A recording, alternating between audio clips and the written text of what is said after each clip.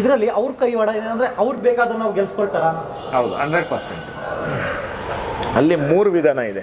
ಒಂದು team decide ಮಾಡ್ತಾರೆ ಅಂತ, ಮತ್ತು ಇನ್ನೂ ಒಂದು ಬಂದ್ಬಿಟ್ಟು ವೋಟಿಂಗ್ ಪ್ರಕಾರ, ಮತ್ತು ಇನ್ನೊಂದು ಬಂದ್ಬಿಟ್ಟು ಬಿಗ್ ಬಾಸ್. ಈ 3ರಲ್ಲಿ ನಾವು ಗೆಲ್ಲಿಸ್ತೀರಿ ಅಂತ ಇದೆ.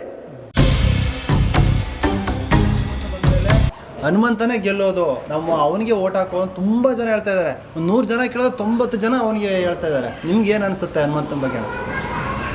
ಹಂಗೆ ನಾವು ಹೇಳಕ್ಕೆ ಬರಲ್ಲ. ಜನಾಭಿಪ್ರಾಯ ಬೇರೆ, ಬಿಗ್ ಬಾಸ್ ಅಭಿಪ್ರಾಯ ಬೇರೆ ಇರ್ತೈತೆ.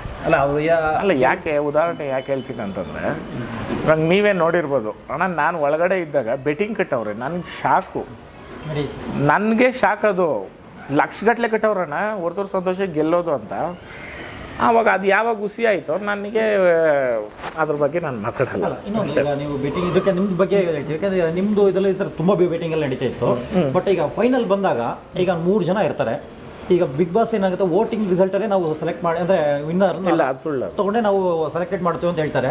ಬಟ್ ಅಲ್ಲಿ ನಾವು ಗೆಸ್ ಮಾಡಿರ್ತೀವಿ ಇಂಥವ್ರೇ ಗೆಲ್ಬೋದು ಜನರಿಗೆ, ನಾವು ಹೊರಗಡೆ ಪಬ್ಲಿಕ್ ಇದೆಲ್ಲ ಕೇಳಿರ್ತೀವಿ.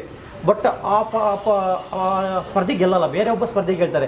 ಇದರಲ್ಲಿ ಅವ್ರ ಕೈವಾಡ ಏನಂದರೆ ಅವ್ರು ಬೇಕಾದ್ರೆ ನಾವು ಗೆಲ್ಸ್ಕೊಳ್ತಾರ? ಹೌದು, 100%. ಇದರಲ್ಲಿ ಏನಾಗುತ್ತೆ ಅಂತಂದ್ರೆ ಅಣ್ಣ, ಇವಾಗ ನೋಡ್ರಿ, ನನಗೆ ಚಾನಲ್ಗೆ 24 ಗಂಟೆ ಕರೆದ್ರೆ ನಾನು ಹೋಗಲ್ಲ, ನನಗೆ ಹೋಗೋಕ್ಕೂ ಅವಕಾಶ ಇಲ್ಲ. ಅದೊಂದು. ಮತ್ತು ಇನ್ನೊಂದು ಏನು ಹೇಳ್ತೀನಿ ಅಂತಂದರೆ, ಅಲ್ಲಿ 3 ವಿಧಾನ ಇದೆ. ಒಂದು ಟೀಮ್ ಡಿಸೈಡ್ ಮಾಡ್ತಾರೆ ಅಂತ, ಮತ್ತು ಇನ್ನೂ ಒಂದು ಬಂದ್ಬಿಟ್ಟು ವೋಟಿಂಗ್ ಪ್ರಕಾರ, ಮತ್ತು ಇನ್ನೊಂದು ಬಂದ್ಬಿಟ್ಟು ಬಿಗ್ ಬಾಸ್. ಈ 3ರಲ್ಲಿ ನಾವು ಗೆಲ್ಲಿಸ್ತೀರಿ ಅಂತ ಇದೆ.